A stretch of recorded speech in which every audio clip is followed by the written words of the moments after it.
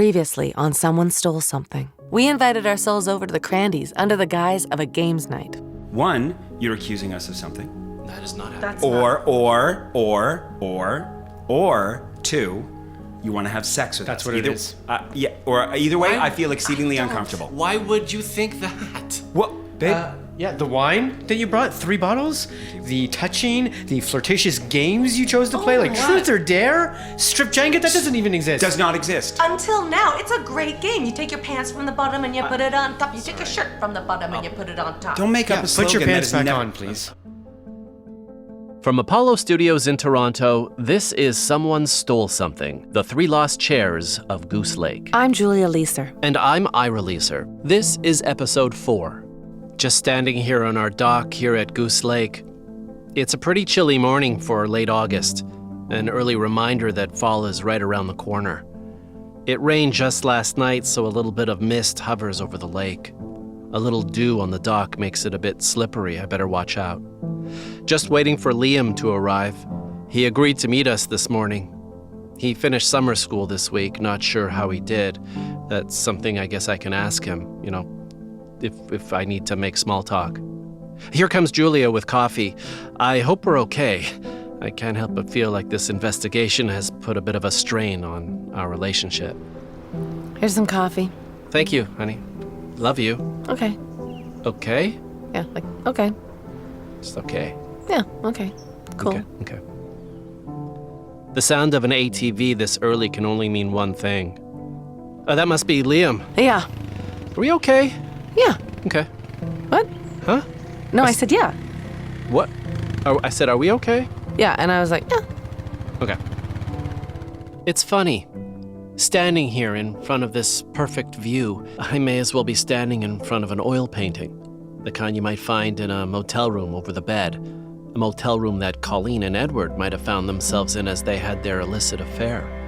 It's a painting you've seen over and over again, yet if you try to describe it to someone, they'd think you were lying, that this place isn't real. Only it is real. And what lies beneath the picturesque tranquility might just be something rotten. Chairs, I hope, though. Liam drives his ATV right up to the embankment near our dock and begins to unload his diving equipment. He pulls out his wetsuit and slowly puts it on. I mean, there's really no other way to put on a wetsuit. This morning, I find myself wishing that it was just all over. Don't get me wrong, I still care about the chairs. I mean, they're my chairs. But something in me really hopes that we find them sooner rather than later. I'm running out of patience. Liam straps his diving mask over his eyes and pulls his breathing apparatus on. He seems to know what he's doing, but I have no proof of that.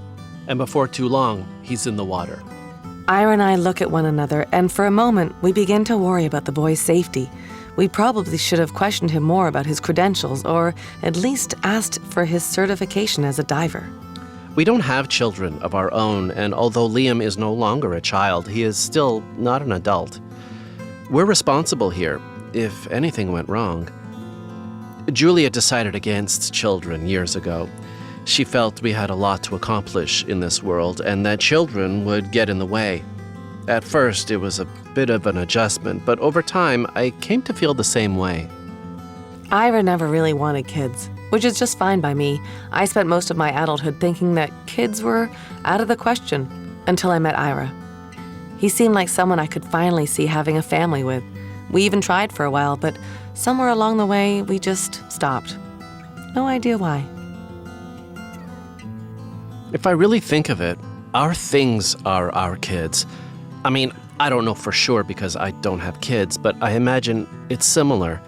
You acquire things, you protect them, you enjoy them, you take care of them, and you take them for granted, and when they leave you, you're gutted. I suppose in a way, it's like our chairs weren't stolen from us, they were kidnapped. Looking down into the blackness of Goose Lake, we can't help but wonder if Liam is okay. He must be blind under there, so deep and cold and dark. I'm seriously considering going in after him.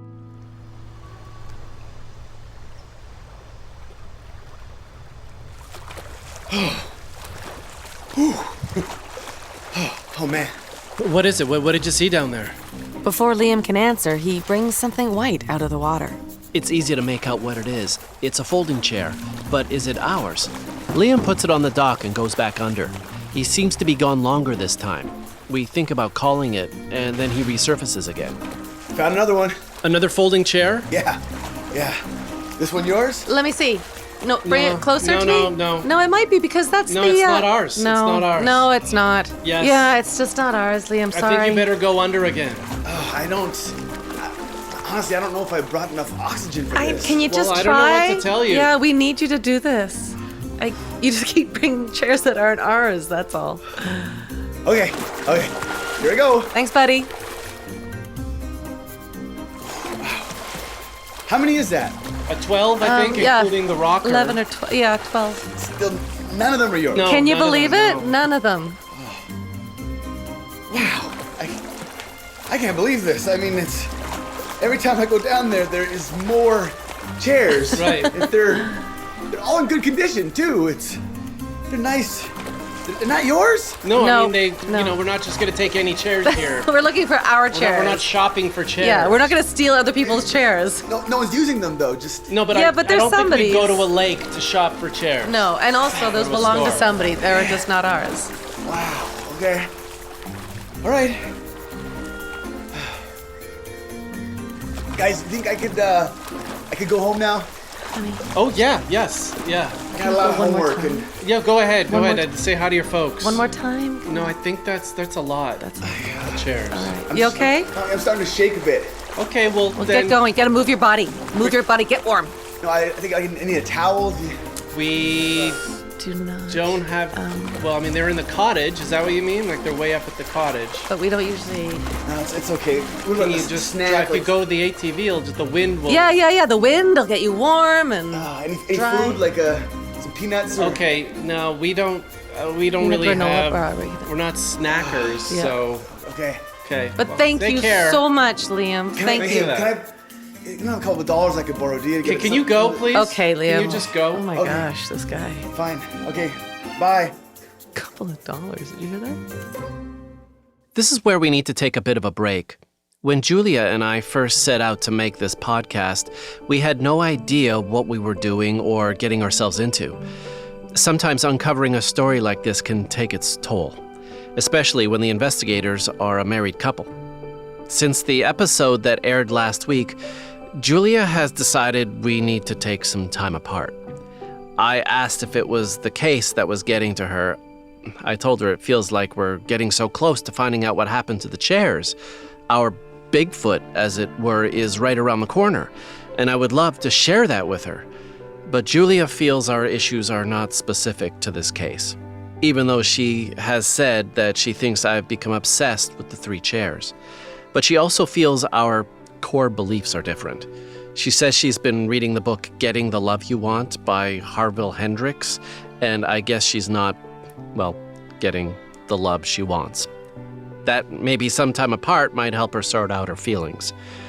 She's staying with her father at his place in Kingston, and I'm alone here at the cottage. It's pretty lonely here without her, without someone to volley theories back and forth about the case. I guess I'm in a bit of a holding pattern. I decide to go out and find a pub. There's nothing around here, so I figured I'd head to Cohill, about 40 kilometers away, for a pint. I'm not usually one to drown my sorrows, but I'm feeling pretty down. I park out front of the Belly and Belcher, a local pub that looks like it has a decent menu. When I walk in, I press record on my phone. I'm starting to record everything now. Maybe Julia's right. Maybe I am getting obsessed. What can I get you, honey? Do you have anything Bavarian, like a Heffenweiss or... Yeah, you got it. Oh, thanks. She hands me a Molson Canadian. Of course. Idiot. Before I can say anything to save face, she's gone to serve an older gentleman at the end of the bar a few stools over. The game is on, and I pretend to watch it for a few minutes. Whenever I'm in public by myself, I usually spend most of my time trying to figure out what I'm doing there. Why didn't I just stay home? I have alcohol. I have a TV. I have a stool. I have all these things. I know I should just drop the investigation. I mean, it really is going nowhere. But I can't help myself. There's one remaining chair we haven't touched on yet, the Muskoka. I reach over and grab a cocktail napkin, and I start doodling it from memory. Hey, that's pretty good. She's a beaut, huh? Thanks. The bartender has come over. Sir, What? are you all right there? You just started talking to nobody. Oh, I'm just doing this. I said the bartender had come over. I'm talking to some. Anyway.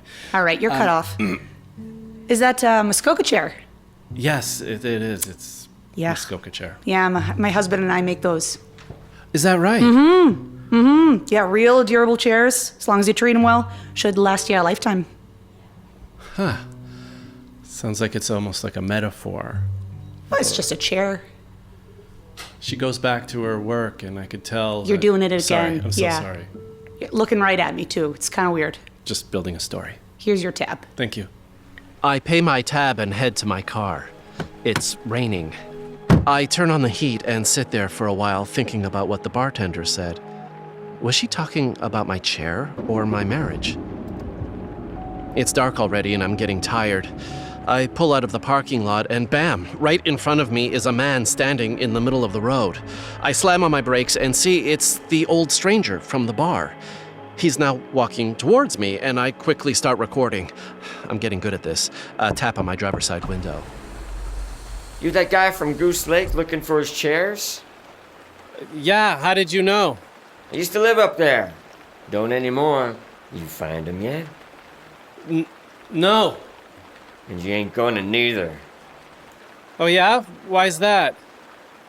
'Cause things tend to go missing up there. For no reason. Except there is a reason. Oh yeah? What do you mean? Could be a grudge. From a neighbor. Or maybe from someone who used to be a neighbor.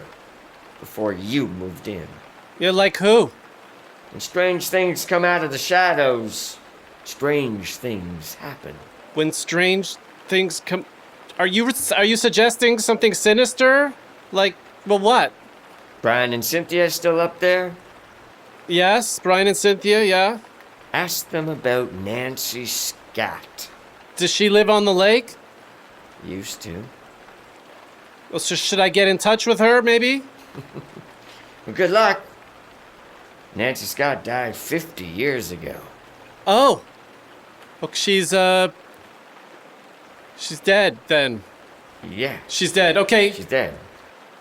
Okay, thanks. Sorry? 50 years ago. Okay, bye.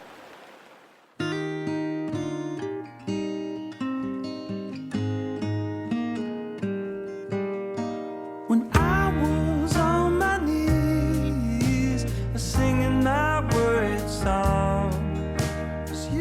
Someone Stole Something is produced, written, and performed by Naomi Snieckus and Matt Baram, with help from Leo Hicks, Spencer Hall, and the team at Apollo Studios in Toronto. Thanks in this episode to Allie Price, Ken Hall, and Wayne Jones. Special thanks to Ron Sexsmith. Go to baramandsnieckus.com to listen to all of our podcasts, including the Baram and Snieckus podcast, and for all of our upcoming live dates. And patch my wounded wing so that I might rise above.